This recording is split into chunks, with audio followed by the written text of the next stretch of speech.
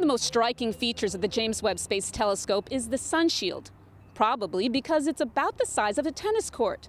Now that's too big to be sent into space that way, so at launch it's in a folded-up configuration. When the James Webb Space Telescope reaches its destination 1 million miles from Earth, the sunshield is then deployed. Different contractors are working right now together on a mechanism or several mechanisms to control the sunshield's deployment. One of those is Northrop Grumman's Astro Aerospace here in Carpinteria, California. One of the lead project engineers here at Astro Aerospace is Larry Heinlein. Hey Larry, so what exactly are you guys working on here? This is a mid-boom assembly for the James Webb Space Telescope. So what exactly is mid-boom assembly? So there's one base tube, and there's 5 deploying tubes. The 5 deploying tubes deploy out, and as they deploy out, they unfold the layers of the sunshield. And you have separate tubes because? Because during launch, it needs to stow within about 5 feet of length, and when it's fully deployed, it's about 25 feet. But on the end of that boom is a 5-foot-long spreader bar, which the sunshield layers are attached to. Oh, okay. That puts the layers of the sunshield in position, right? That's correct. Okay. Kind of reminds me of an antenna of sorts.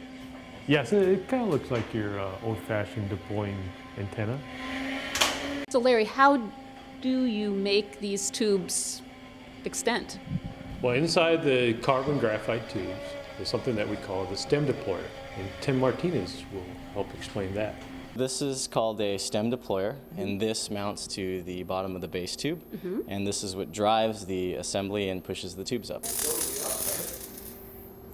And the way it works is that it pushes this material called stem out, and the concept is like a tape measure, so when it's coming out it becomes round, but when it's around this spool that's inside, it's flat, and there's a motor that drives the whole thing out.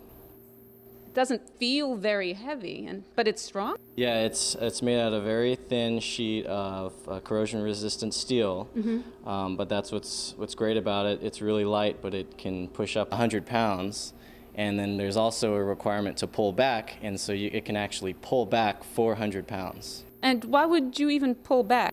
Once the booms are completely deployed, it pulls back, and the tubes are connected to a cable which tensions the whole sunshield and separates the 5 membranes. Thanks for joining us for another edition of Behind the Web.